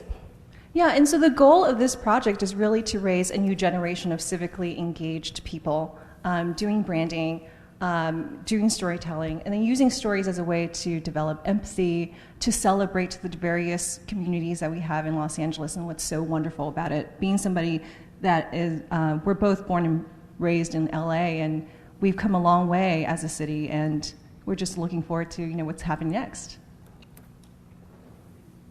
Before we move on to the panel, I just want to remind the panel that you have the PowerPoint. Everyone's been seeing it on the screens, but you have the PowerPoint in front of you. Oh, Q&A. Questions? I have one question. I know you're certain groups you're targeting within each council district, but in the city of LA, you have a variety of groups. You have young people and you have seasoned people. Mm-hmm. So, what is your plan to reach everyone? I know you're focusing on one group, but more than a variety of groups that we have to serve. At the same time, people we serve, we have very limited resources to serve them. Mm-hmm. So, how would you prioritize that or handle that situation? So, for example, with this example, it's a very broad example, wanting to reach a very big group of people. But of course, it would really depend on the goals that we want to reach. So if it's a specific district that is doing the campaign, we would definitely focus within that district and figure out the goals of the county supervisor and everybody, and figure out how to best divvy up what we're targeting. When it comes to a campaign for the entire city, we would have to really get a lot of people on board to really know what we're researching, what we're looking for, and what we're trying to accomplish. So it's very tailored to the goals of the project. Yeah, and we would do this basically in phases, perhaps starting with social media. That just seems like a very easy avenue of entrance. But then growing larger, perhaps we have a website, perhaps we do bus ads, perhaps we contact the local media and have stories about this. Mm-hmm. So we can take this into phases, and it's really up to, it's really a conversation. It's a community conversation. Mm-hmm. And with these relation building types of campaigns, it's like Jen says, it's building on top of what you already started. So of course you start small, reach out in small ways, and then you grow on top of that. And it's something that doesn't stop after 6 months. It's something that we want to create as part of a process for the city. So it's an engagement, a conversation, a relationship that's built and made stronger over time. how would you go about reaching the people who aren't online digitally? And I understand you're mostly social media outreach, so forgive me for my trick question. But not everybody is online, and I have kind of a two-part question. Not everybody's online, so how would you reach them? And what is your experience with different cultures and languages reaching them digitally? So we have worked with a nonprofit that does a lot of advertising for both the Latino community and the African American community. And we have done ads that go out in English and in Spanish. And it's pretty much the same campaign, but we do it bilingually. And we're able to target each ad for the specific groups that it's intended for. To answer your question about reaching people offline, that was something we talked about, and we were thinking that something like billboard campaigns, we can do mailers, we can do it depending on age groups. The reasoning why they're not online is a big component of figuring out the solution for how to reach them. So when we do campaigns for more of a senior group of people, mailers are something that's still very prominent and something that still gets looked at. But if it's someone who just doesn't necessarily have access to technology or to a computer or to cell phones, how do we get to them where they're going to be at? And it's really figuring out where those groups of people are. Yeah, and it just kind of built on top of each other, really. I mean, starting with social media, but for the folks that are not on social media, figuring out like what are the groups that they're part of. Perhaps it's a church group, perhaps they're part of the Rotary Club, and then just kind of reaching them there. Any last questions from the panel? No, hearing none. Cool. Thank you very much. Can you give a hand to PH Collective? Also, I'm gonna use Tony's term now, seasoned. I think that's a better way to go. That was great, right? Very seasoned and experienced. I want to sort of just ask the crowd. We've seen 3 finalists now. Are you guys now interested in doing business with any of these guys? I mean, I would love to learn more about all 3 of them and their stories. Anybody kind of interested in learning more about these companies? Great, I see a few hands. That's awesome. I think that's another opportunity here for them. So panel, any thoughts? Because I think this hit upon a couple of themes that have come up. Digital, social media, some branding. I think the good thing, they were able to provide specifics and really respond to the questions with some specific answers and the experience they've had in branding and dealing with the community and the services that would work for the city, especially dealing with different council offices. That's what I thought was very interesting and impressive about the presentation. Joyce, did you have any thoughts on the digital piece? I like their approach, and I like the approach where they would end up taking social media and then going into the more traditional sides of it. Their approach to do storytelling was unique, but I think the presentation left me a little unfocused about what exactly the storytelling would accomplish. Interesting. Any other thoughts, panel? I feel like I'm talking too much. That's why everyone's here. So please don't feel like that. Oh, thank you. The reason I was asking about how they would reach people offline, remember, we're still the city of Los Angeles, and we are spending taxpayer dollars, and we need to be frugal with those dollars that we spend. We need to be able to back up every single dollar that we spend and show that we're being fiscally responsible. So with that, I would encourage you that whenever you are pitching to someone in the city, consider our budgets, consider the perception of what we're doing. If we're putting billboards out across the city, somebody's going to start to ask questions eventually and say, oh my gosh, where is all this money coming from? And can you prove that this was really worthwhile? Which is one of the great things about digital. We can say, yes, we got this many eyeballs on this and we got this many clicks.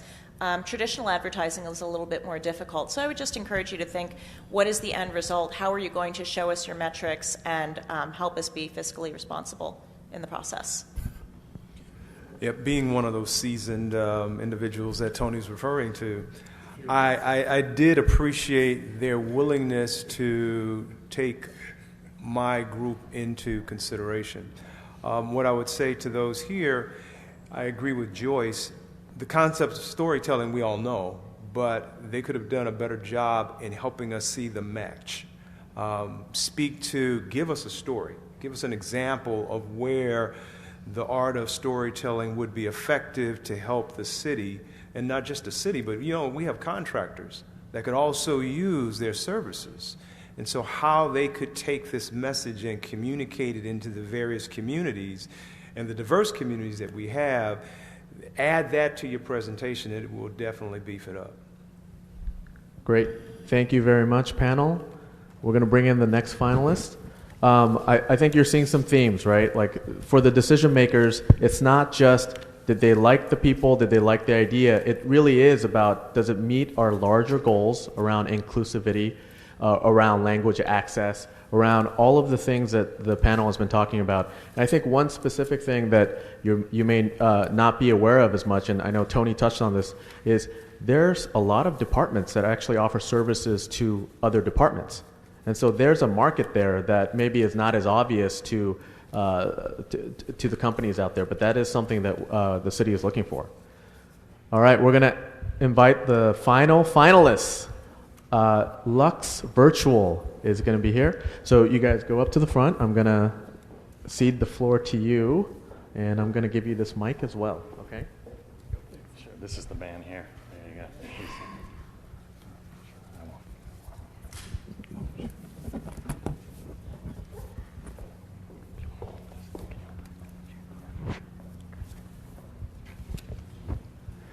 Good evening, distinguished judges, audience, fellow creatives and entrepreneurs. My name is Rob DeCou. I'm the executive producer at Lux Virtual. We're a creative studio that illuminates brilliant ideas. 4 years ago, my good friend Nick Laram created this video you'll see in the background that highlights the why of what we did with Lux Virtual. And I have to apologize to you guys. I did a lot of this on video, so you might have to look back a little. I'm going to quickly go through 6 stories of work that we've done in the past that highlights some of the things that we can do in the future to help with contracts and videos that you're doing. Temple Therapeutic is a company out of UCLA that focuses on wound healing. To not show favoritism, this is a USC company that focuses on education and how to better educate students. Hyperloop One. In 2016, we had the opportunity to do this animation for Hyperloop One when they were doing their open-air propulsion test. This was shown all over the world, accompanied by videos, and it was actually retweeted by Elon Musk. We also had the opportunity after this to do some other things with IMAX, and we're able to show this on the big screen in Dream Big, which is shown locally and across the nation. Safetyville, we're no stranger to government contracts. We are currently on our second video production bench with Metro. This one is Safetyville. We were commissioned to do a series of 6 videos for this. It was picked up on the Today Show, and one of the hosts called it highly effective.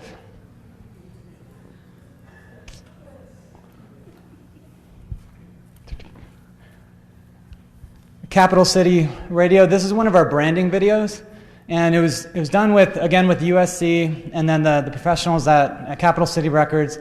And it's so amazing to have such professionals right here in our backyard in LA, and just seeing the artists interacting with the students. It was good to see the creative going into just highlighting that program and that unity between those 2 programs. Mount St. Mary's University, this is their wellness pavilion. So on this, we got to use our aerial drone footage. So you'll see we are going in here, this is what it looked like during the filming, and this is what it'll look like when you're finished. And Ian Delata here is our VR specialist working on our second VR project with one of the local water agencies. This was put together by Corey Petrick, who's currently up for an Emmy for his work capturing Everest. It was the first 360 capture video of the summit of Mount Everest. I'm an avid ultra-endurance runner. I love the ability to use storytelling to raise awareness and raise funds for different causes. We did this run last summer. We were able to raise a fairly substantial amount of money for our local Rotary, District 5280.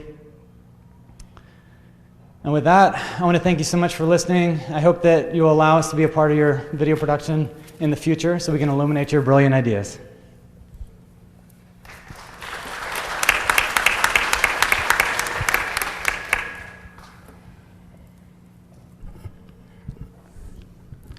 Very impressive. Thank you for sharing that with us. As a department, if I want to just produce a video that want to share with all our customers about the service that we provide, what are the 3 things that you think that's so important to have a video that goes out there and be very successful? I'll let Heather, our head of video production, answer that. I think, the story that you want to tell, I think that's really important, who, and second is like who you're trying to connect with and who's this video for. You really want to think about your audience.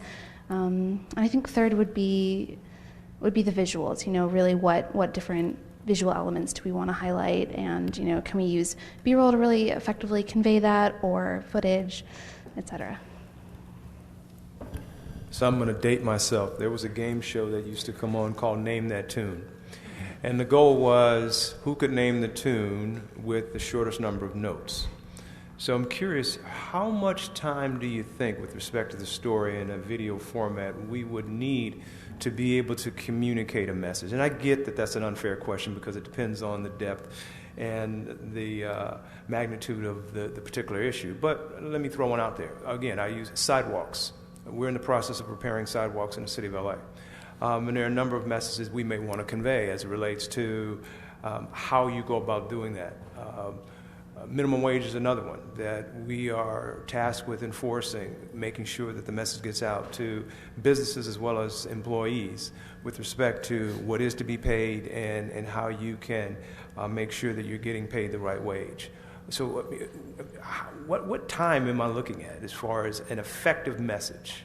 Well, I think if you want something that's primarily going to live on social media, you want something, pretty short, maybe about a minute. I think if you want something that's going to be on your website so people can come visit and get to know a little bit more about you, I'd say 2 to 3 minutes. If you have a captive audience, you want to, show something off at a conference, go a little more in depth, I'd say, 3 to 4, maybe 3 to 5. So Los Angeles has often been called a community of villages. We're very diverse. So in doing a video, how do you answer to all of the different villages that make up the city of Los Angeles? I think you choose, kind of a good representation when particularly choosing who you want to interview. Like a lot of communications videos, you pick maybe 3 or 4 people that you want to kind of speak and kind of narrate the video, and I think you would just really, be really strategic and kind of, okay, who do we, want to make sure is represented in this piece.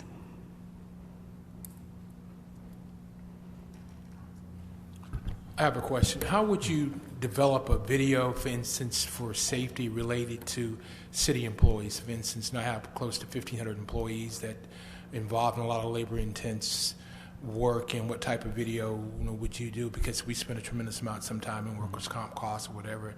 Maybe this could help them perform more safer on their job. Would these be these training videos Yes. for employees? Mm-hmm. I think, we would, in terms of how we would develop it, I think we would, kind of need to get, what are the main points that we need to hit? Is this something that, an employee needs to learn in, an hour? Or is it half a day? Like how many are we looking at? I think you Say, for example, we're having serious issues with back injuries. And what type of video would you develop to train them and show them exactly how to appropriately or to lift or whatever to somehow prevent that and save money in injury costs? I think we would do kind of like the Metro Safetyville videos. I think we would do animation and voiceover to communicate. So it's some kind of interesting visuals to help people understand, the problems, and visually when people die on screen, you're like, okay, I probably shouldn't do that, and then you have all the information in the voiceover. And we've been asked a little in the construction industry where they've had an accident and they want us to recreate it. So animations work great on that, where it's like you can see what happens so you don't repeat it in the future. So that's one way of educating. I'm really excited by the idea of the drone videos. We love that. We're actually toying with that ourselves now, so that's impressive.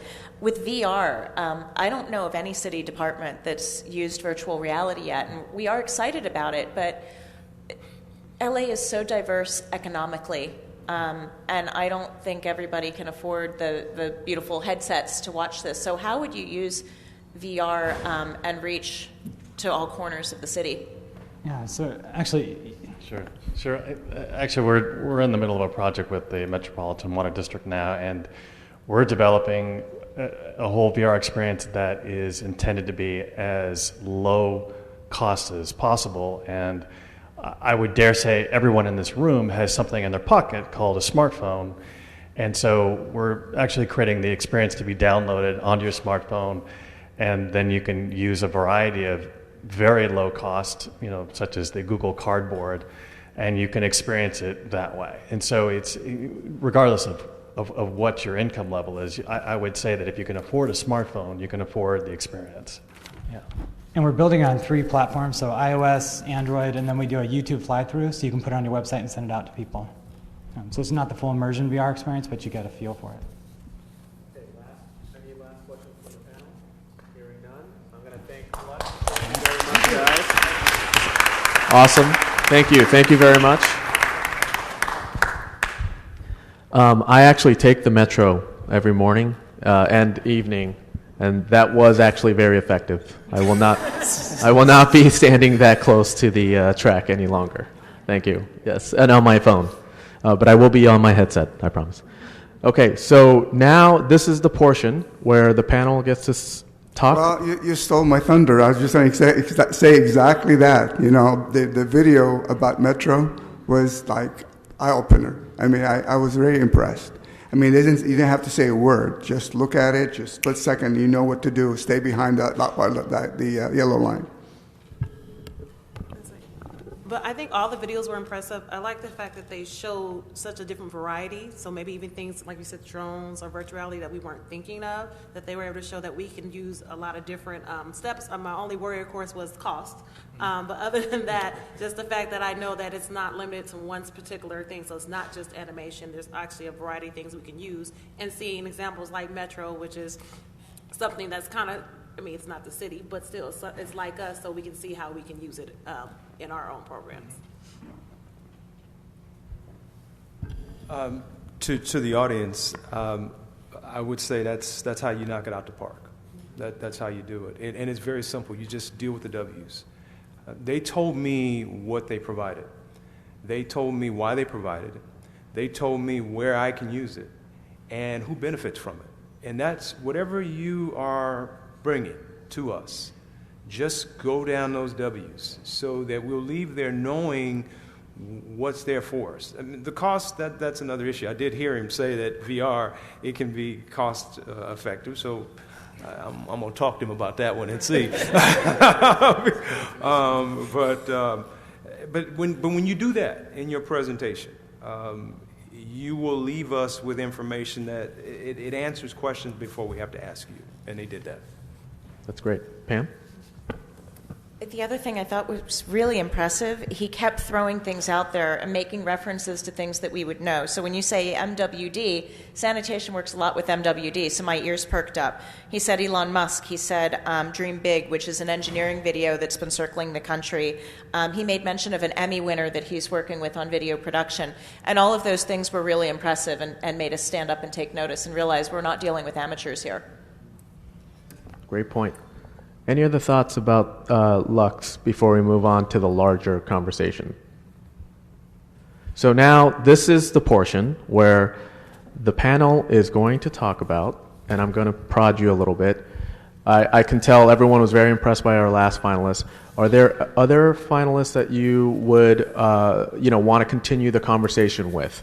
And because they're going to come out, and you're going to have to tell them that. So I just want to throw that out there. And then any other thoughts or themes that you want to tell our audience? Right now, I feel like I'm in like a business school class, and I feel like I'm getting a great education on sort of how to market, but also how to deal with clients. And so anything I think for the audience that you might want to say as well. I want to open up the floor. To be fair, Mike, to the presenters, I'd be willing to talk to all four of them, first of all. Because they're in a live scenario here. Nerves are going to be real. The package that were presented spoke to what they can do. So they deserve another conversation to go into specifics. They had a tight time frame to give us their presentation. Some did better than others, no doubt. And it would be for the purpose of clarifying, fine-tuning, if you will, whether or not I can use them now. And then I would also use it as an opportunity to share with them where I think what they presented, if not with the city, with a prime that is doing work with the city. Case in point, and I'm glad that it came up with respect to drone technology. Had they considered using drone technology on construction sites? The USC Village did that, and they created a time lapse of the entire construction from start to finish. And so there are a number of applications that they may not have considered that we could share with them that they can take and use in other areas. That's great. Tony, do you have any thoughts on that? I think we can look at the different vendors, and some are very complex and sophisticated, and there's some projects we can use them on, and there's some other projects that are very simple and not as complex that we could use the other vendors, because you don't want everybody with the business. You want everybody competing against each other. And some of the other ones that were not as sophisticated, the last one, probably in some areas are probably better than they would be, because they can give you more personal attention, whatever. But this other group seems more corporate, versus sometimes you want an organization that, as a customer, you're number one. Oh, that's interesting. So, Tony, am I getting a second commitment for meetings with all four of them? Sure. Great. Khalil. Well, actually, you can get the third commitment. I want to just piggyback on what John just said, and it's sometimes giving an opportunity for a company to just to pitch for 2 minutes. That's not enough time, and I agree with John. I mean, the drone situation, I'm sure if you ask every single one of them, they are familiar with it. But given the time constraint that they have, maybe they didn't have the opportunity to share it. So if you go another opportunity with one-on-one with each and every one of them, you may be able to get much more of what they presented this afternoon. Joyce? I think the beauty about the city is we are very diverse. There's 40 plus departments in the city. So I really think that there's probably a place for each one of these vendors, depending upon what is happening in each department. I would be very interested to know more about at least a couple of these vendors. Not so much for what ITA would end up doing, but ITA gets a lot of requests from other departments to do different things, so it would be somebody that we could reference out. That's a great point, that we might actually have other clients that they can connect to. Monica? Yeah, I would definitely like to talk a little bit more with some of the other ones. I think it would be nice if I would be able to tell them what I'm looking for specifically and have them kind of meet and see how they can meet my needs. As we said, they have the 2 minutes and it was kind of general, whereas I know I have some things that I'm specifically looking for that maybe they could actually help me with. So. And for the audience, that's a great point, Monica, because we actually told the finalists that all of the departments represented here are looking for marketing type services, communication services, but we weren't very specific about the project. So that follow-up is going to be very important. Pam? I just have a little list here of general comments that may help some of you in the future if you're given the opportunity to pitch or send proposals. I thought it was great that they were all dressed professionally, but they were also themselves. So, they didn't all come in here in black suits and brand new shiny shoes and ties. They dressed to their personalities, which I appreciated. We're not sitting in corporate America. We're in the city of Los Angeles. And we are a little bit more casual. That's how I got away with all these colors today.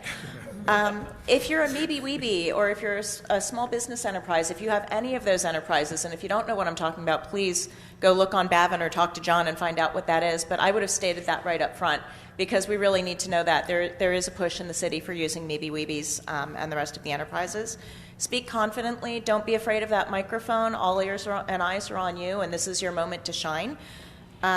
Make sure we hear your name. Don't rush through that. If there's anything that you're going to say slowly, make sure it's your company name and your own name so that we can hear you and remember you. It's helpful to know how large your staff is. If you have a small staff, be ready to support that. I'll give you personal attention. Or if you have a really large staff, hey, even if I'm out, there are 16 people behind me that can help you. But you have to be able to support that either way. And if somebody says no to you, come back to us every, 2 to 4 times a year maybe, because things change, people change, there's turnover, the needs change. No today doesn't necessarily mean no tomorrow. So don't give up on us. Great, thank you. And while we bring the full finalist panel out, I just want to give a big applause and thank you to the department heads and the agencies. I mean, I think, look, we had a short window here. Like we said, we made the finalists go through very quickly, but the amount of information that I think we got out of this hour was pretty tremendous. How do you guys feel? Audience, do you guys feel good? Great. All right, here come our finalists, and as they come out, can you guys give them a hand, please? Because it is not easy to do this. I'm having a hard time emceeing this, and I didn't even have to pitch. So why don't you guys go up to the front here? Thank you. Thank you, guys. Oh, you guys can remain standing. Why don't you guys go all the way over here? All right, and so everyone can come out. And all right, I'm going to be a little bit of a spoiler. Okay, so I'm going to give you guys the good news first, which is we have at least 2 departments or 3 departments that want to have conversations with all 4 of you. So there's going to be some follow-up that's going to happen, but I think there's going to be, I want to also open it up to the panel to sort of give you some feedback and comments while you're here as well. Do you guys have any thoughts? We're winding down, but any like positive, good, thoughts as we end this today? I think one important thing to make sure never give up. Because sometimes if you fail, you're going to learn a lot. Sometimes more at failing than sometimes succeeding. And it's just someone was saying the city is a large organization, but continue to come back, and sooner or later, you will do it. Because you might go 3 times, and that 4th time will be the time that we say yes. We're a little slow around here, but eventually we get to it. Speed slow, not mind slow. Pam, Khalil, any thoughts for the panelists? At the risk of being a little bit repetitive, I just wanted to say I love that all of you dressed professionally, but you weren't in here in the corporate suits and ties. You're all showing your personalities. I appreciated the passion and enthusiasm that each one of you had. Every one of you was creative and confident, and I just want to thank you all for being here, because it's hard to come up in front of a panel like this and have the audience behind you, too. It's daunting, so thank you for doing it, and congratulations. Okay, great. My hat off to all of you. You guys were amazing.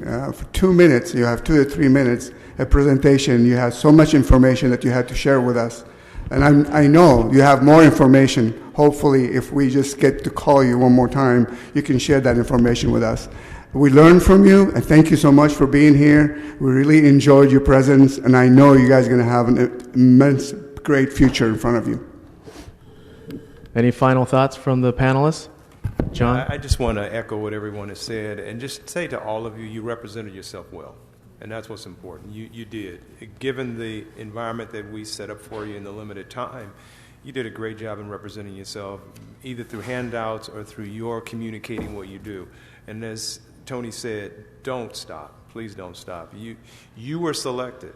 You made it here for a reason. You impressed someone.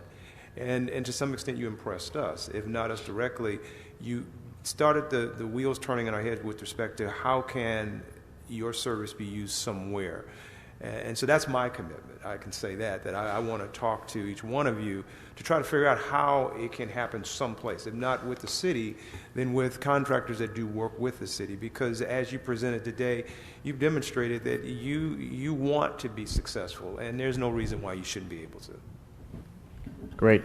So I'm going to ask you guys to stay after we sort of break, just so that we can exchange info and make sure we have the follow-up. But I also would ask you to turn around and sort of face the audience for the first time. So this is the value. You guys were not just doing this for yourselves, right? You're doing it for all the people here, but also this is going to be on video, and it's going to be accessible to a lot of businesses who want to work with the city.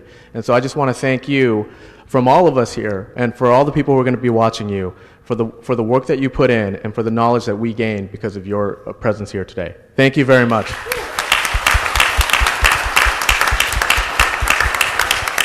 All right, and I want to thank the panelists again, and thank all of you. And this is Koi Pond Part 2. All right, next year we'll do it again. Thank you very much for coming. Give it up for Michael O and our panel of judges and our esteemed businesses. Ladies and gentlemen, we're wrapping up Accessing LA 2018, its third edition, but no doubt we will be back for more because we remain here as a city family, and public and private partnerships to be able to serve you each and every day. And I want to give another shout out to our wonderful Bureau of Contract Administration family, Ohana, for taking care of us, along with Rambo House and Murakawa Communications for being our programming planning secretariat.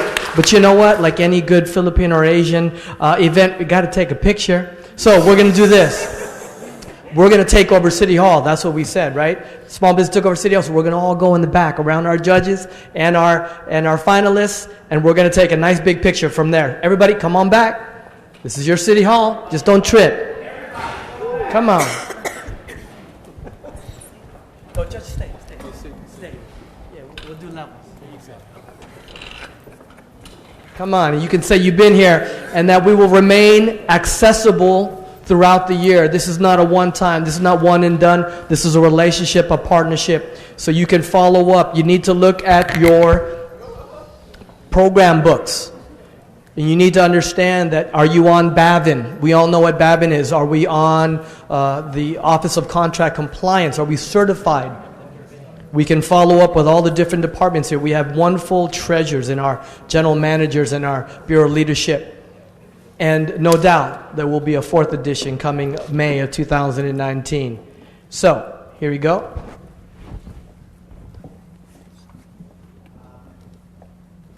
Get in.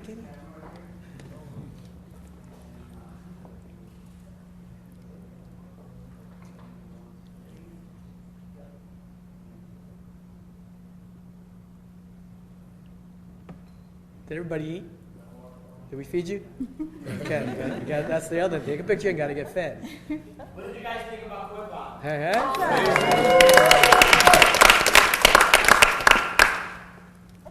I was outside and a small business came to me. They said, I learned so much. There's so much I'm not going to do if I meet you all.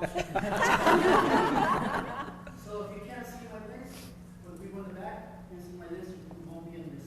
Come on, get in. Make sure you can see. Get in there. Get in the windows.